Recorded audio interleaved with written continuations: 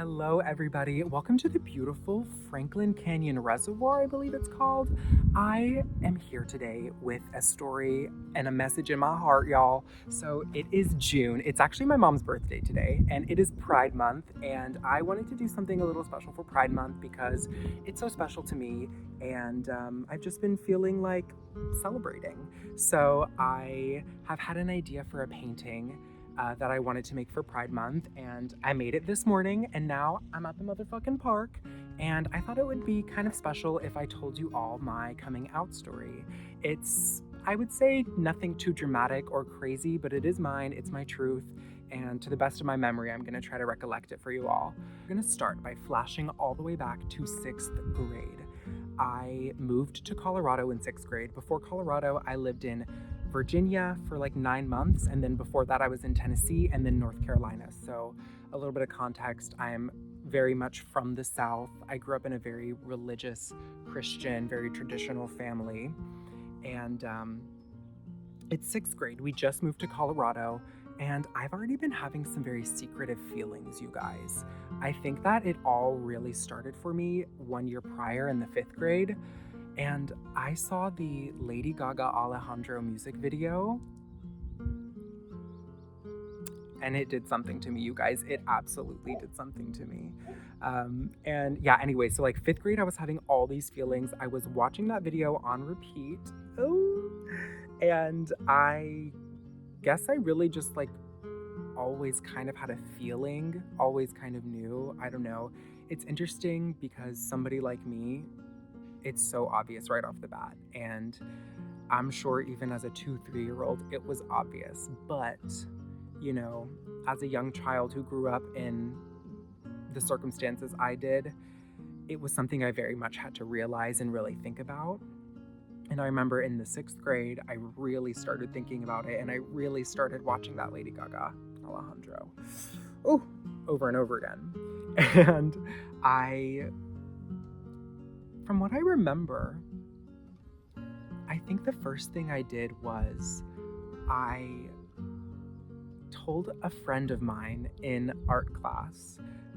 Her name is Kayla, and she was one of my very first friends that I made in Colorado, I remember. And I felt like, she's my good friend. This is going to be the easiest person to tell first, so let me tell my friend Kayla in art class. And I remember I, at that time, could not even say the word because it was such a scary thing, so taboo. It also felt like, I don't know, like just 6th grade, anybody is going through so much emotionally and like physiologically, like so much is going on with the hormones and the puberty and everything. It was crazy. And so I remember it was really hard for me to say I'm gay. And I was in art class with Kayla, and I was like, I have a secret to tell you, and the only hint I can give you is rainbows. That's the only hint I can give you. And I wanted her to guess what it was, so I didn't actually have to tell her. And I leaned in and I whispered after I gave her that hint, and I was like, I'm gay. And she probably was like, bitch, duh.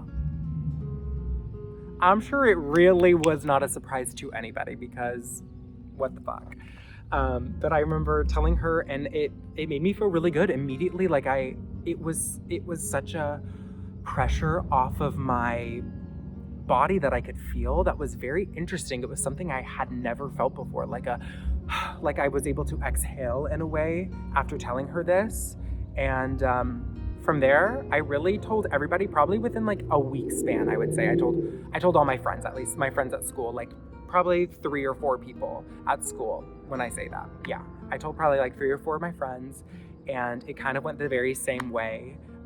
Everybody always kind of knew. The scariest part for me out of everything was telling my family and talking to my family about this, because in the 6th grade, I didn't know where my parents stood, but I knew where my grandparents stood.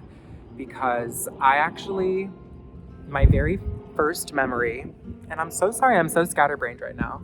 My very first memory is of my grandpa sitting me down on the porch on our backyard, or like the front yard porch of my grandparents' house. I couldn't have been more than 3 or 4 years old. He sat me down and he said, now, Joshua, you don't grow up to be gay now, because if you do, You will burn in hell. You will burn in hell. Do you hear me now? And that was really hard for me to take. Why are we doing that? No. We can't be talking to 3 or 4-year-olds like that. Like, why are we scaring them and talking about burning in hell forever? Absolutely not. And because of that being my earliest memory, I was terrified to tell my grandparents. And I was terrified to tell my parents because I knew if I told my parents, I would have to tell my grandparents as well. And, oh my goodness. So, Hi. Hello. Your dogs are so pretty. Thank you. Oh my goodness. Hello.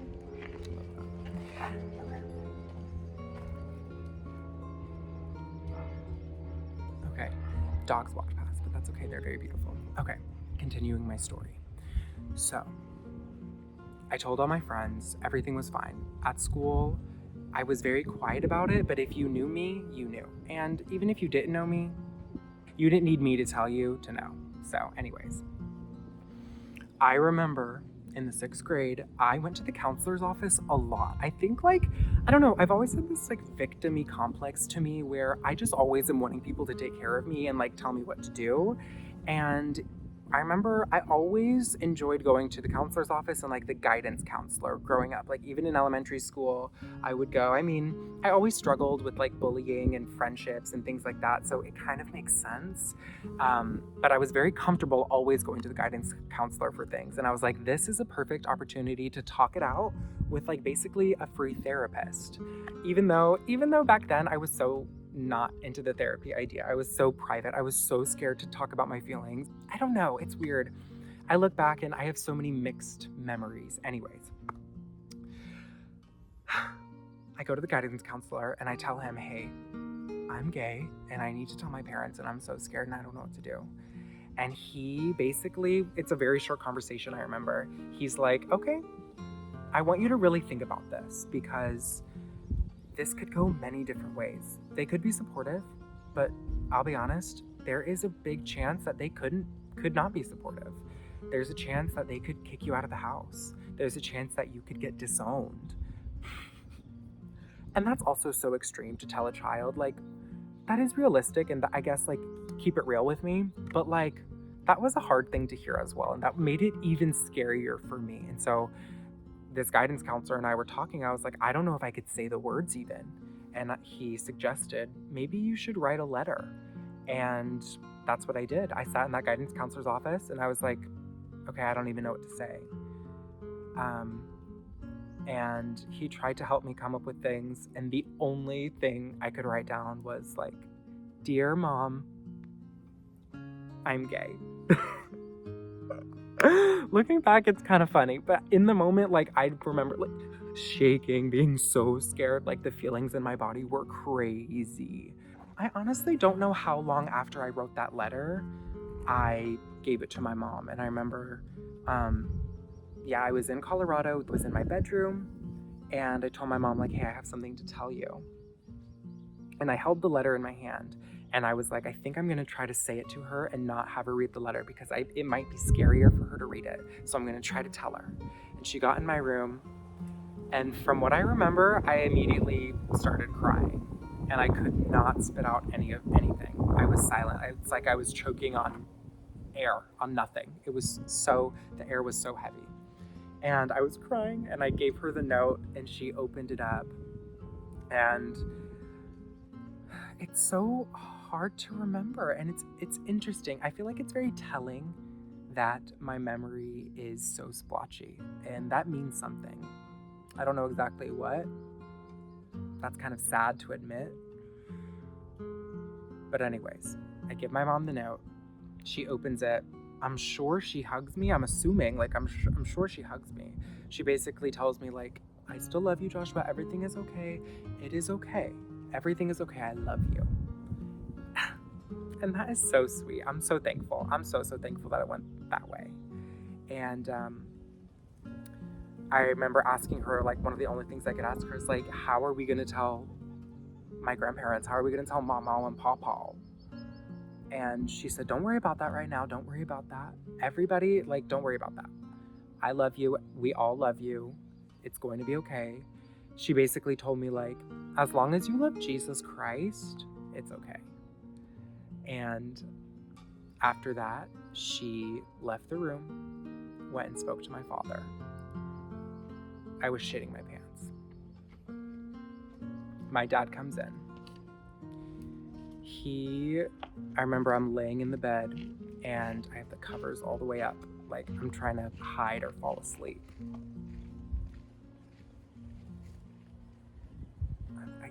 I can't believe I'm trauma dumping in nature like this. All these beautiful couples around and I'm sitting here talking about being in my bed. My dad comes in my bedroom.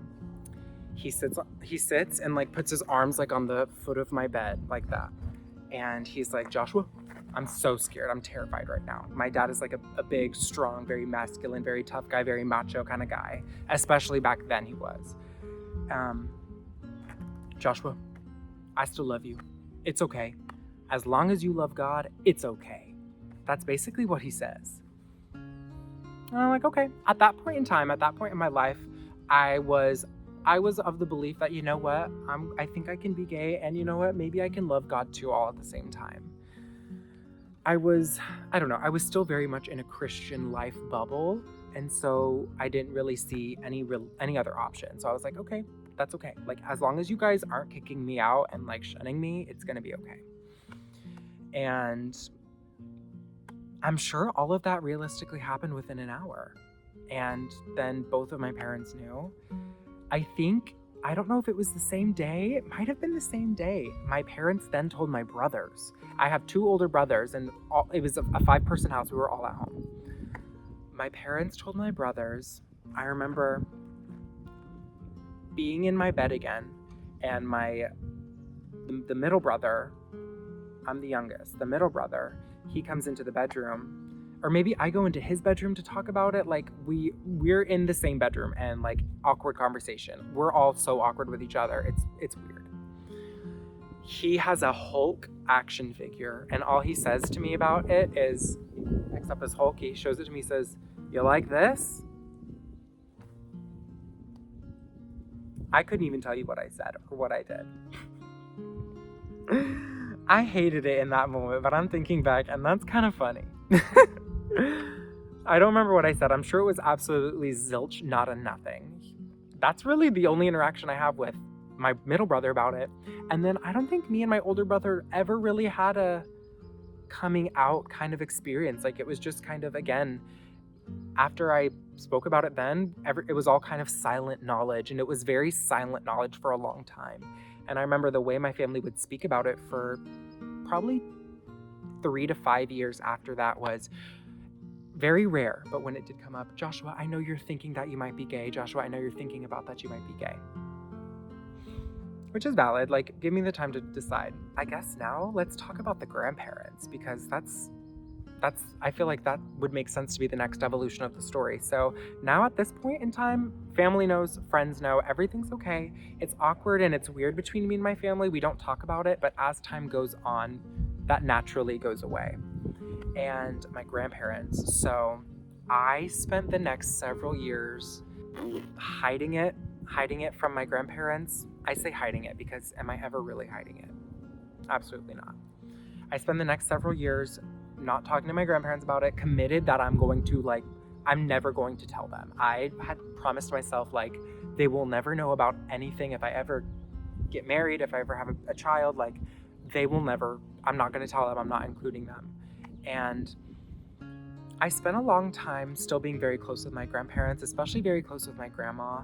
And I remember in college, I would call and FaceTime her every day, and we would talk, and it was always so, so, so lovely. And we were always so close. And okay, again, my timelines are getting out of order. Let me get it in order. So I think I was in high school and I was talking to my best friend. And my best friend was talking about how I was obviously gay. We were having some sort of conversation about me being obviously homosexual. And she just said something along the lines of, yeah, obviously your grandparents know. And I was like, what? Nobody had ever said that to me up until then.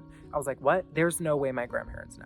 I think I might have been a senior. Maybe I was just joined college and was visiting for break or something. I was in my friend's house, I remember, in Colorado.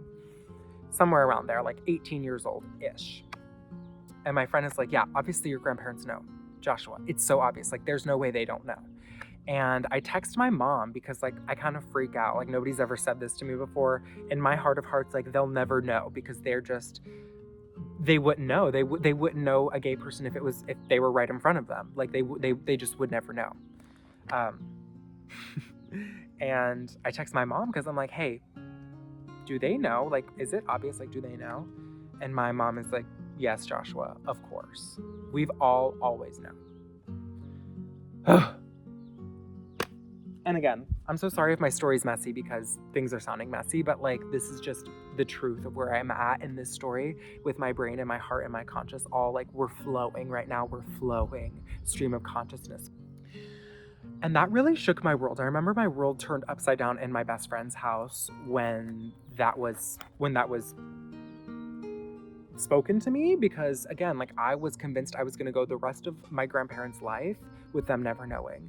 And it's interesting how my coming out story is really everybody telling me they've always already known.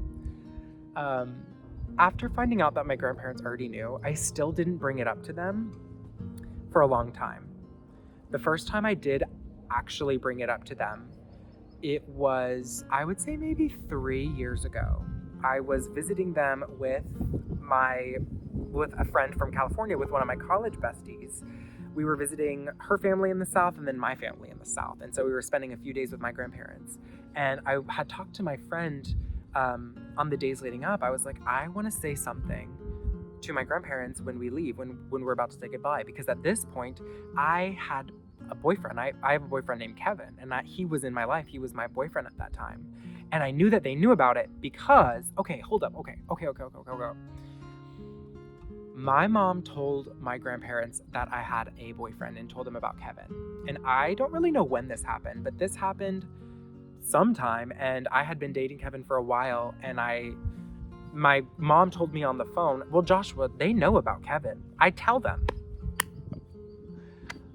If there's one thing my mama loves to do, and again, it is her birthday, she is my queen, she is going to share my business with everybody. She's always going to have to share my business. So I found out that my grandparents also know about my boyfriend. And it's interesting because they love Donald Trump. They don't like gay people. They're really backwards. They're really bad. It's really bad. But at the same time, they show so much love to me. Like, yeah, it's weird. And, an example of this is a few Christmases ago, they bought him a set of pajamas for Christmas. Like, they got him a Christmas present to Kevin from Mama and Papa.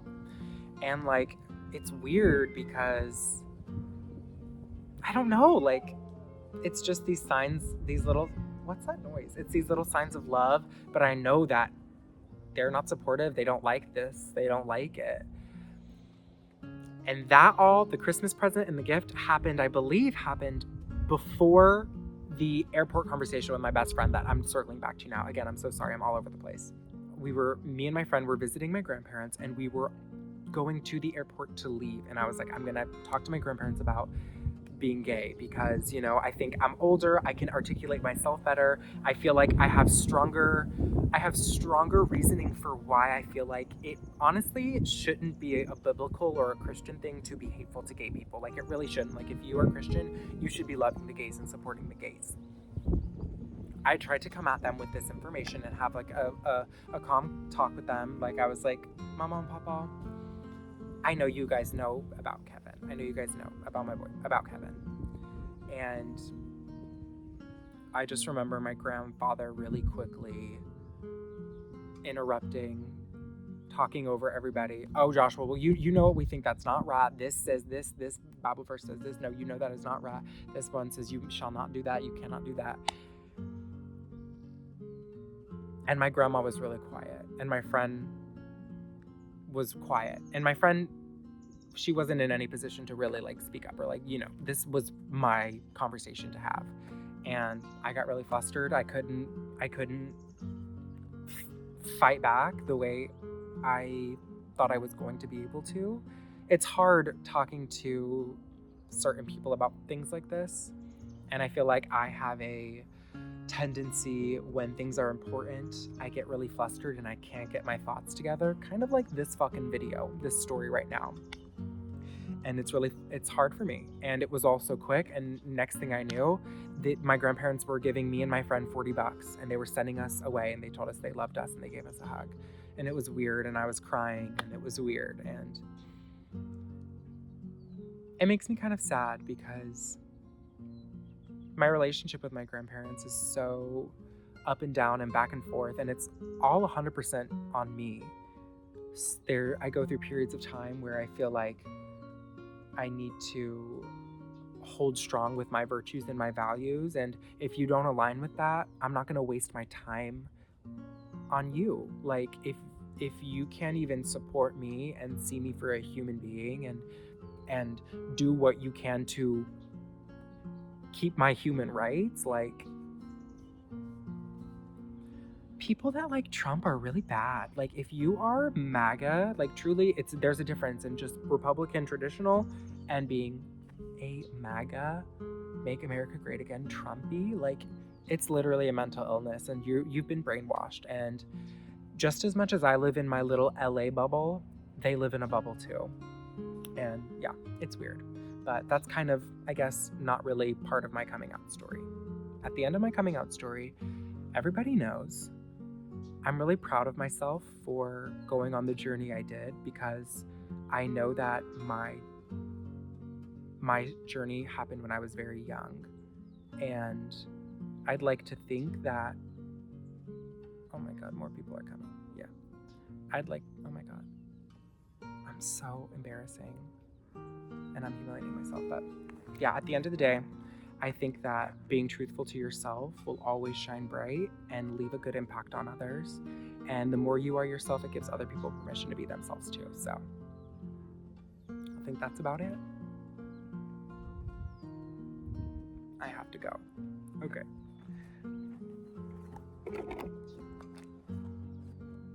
I packed a lunch.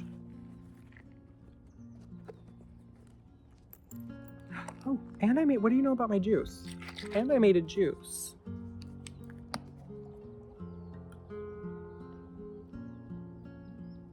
It's orange, apple, ginger. Not too many things. Orange, apple, ginger. Delicious. Yeah, okay. Back to what I'm saying, because there was people, but now they're gone. Back to what I was saying. I think at the end of the day, what I appreciate and what I can see in my own story is that I went through a journey at a very young age, and especially being so obviously, literally homosexual, it wasn't always easy for me, and there were times when I felt very lonely, and there were times when people would make fun of me, and there were times when I would really get my feelings hurt, and bad things would happen. There would be really rough times. Growing up in a Colorado small town, farmy town, Republican town, honestly, it was Republican. Going through all of that so young, I had to learn exactly who I was really quickly, and it was a really hard journey, and it was something I really had to take the patience and the time to accept. Like I said, I couldn't even say the words gay for years. For years, I couldn't say I'm gay. I couldn't say anything was gay. And I had dreams and visions for myself that I thought I was never going to be able to accomplish, because I never saw it. Nobody ever talked to me about it. I don't know. I lived in a life where I didn't think anything I dreamt could ever be real. And I think slowly in time, I was able to make my own dreams real. And having the courage and having the bravery and the strength is what got me there. And again, the more yourself you are, the more themselves everybody's going to be. You give everybody else permission to be themselves. And yeah. And I kind of think that's about it. I made my painting. I made my little pride painting. Let me know what you think. Let me know if you love it. Let me know if you want to see prints. Let me know if you want it up on my art shop. And yeah, I guess just happy Pride to anybody that celebrates. I hope everybody is celebrating. No matter who you are, literally no matter who you are, everybody deserves happiness, freedom, equality, celebration, and safety in life and confidence in their life.